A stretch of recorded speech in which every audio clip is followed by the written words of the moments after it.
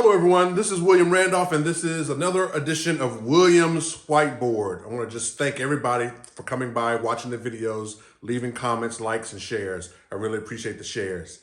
So on today's William Whiteboard, I want to talk about a concept that came to me yesterday. I was teaching a class on customer experience and we had a revelation in the class. And I want to share this concept with you. When we're thinking about customer CX or customer experiences, okay, many organizations are focusing, rightfully so, on defining the CX.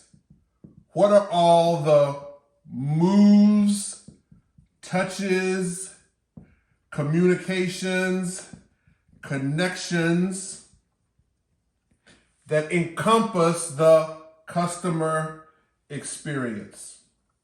Okay. Now here's what's happening. Customers are over here.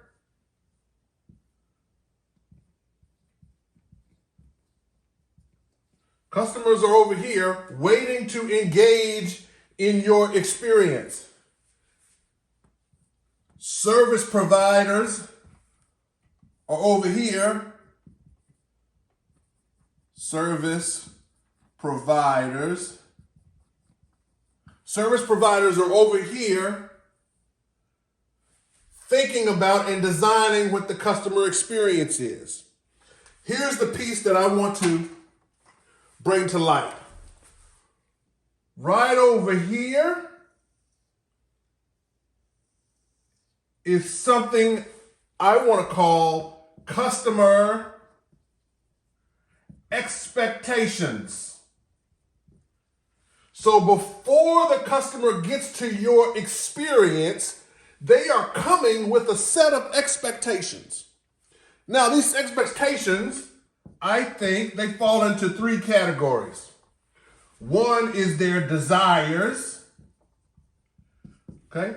Customers show up with their own desires. They come with the intel that they can imagine, create, identify, do research about your experience and about the service provider. They do some intel. And the third piece is their past experiences. Okay. Every customer shows up with the desires of their heart, what they hope will happen in the experience, whatever intel, advanced knowledge that they can figure out about the experience before they show up. And the experience is informed, influenced by their past experiences back here with similar things. Here's why this is a challenge. The customer's desires might be realistic, might not. Their intel is only informed by what the service provider puts into the marketplace, puts into the environment. So that might be something present, might not. And then the past experiences from the customers might have been successful, but might not. Therefore, I pose to any service provider, any group, entity, team, organization that is thinking about the customer experience, please know that you not only have responsibility for the customer experience that you're designing, you also have responsibility to be intentional and deliberate about reimagining the customer's expectations.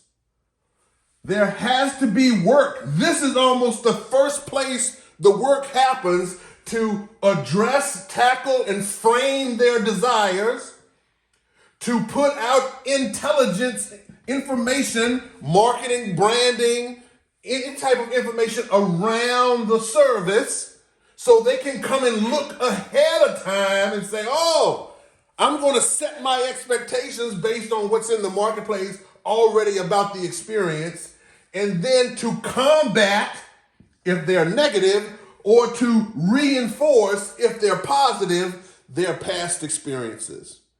So the customer experience that you're designing includes the customer expectations. As you are thinking about designing your customer experience, please know that a significant part of the success of your customer experience design is to manage the customer's expectation. And that is an intentional and deliberate and proactive activity. Here it is. CX includes the customer experience, includes the customer's expectations, and the service provider is responsible for designing it, at least influencing it.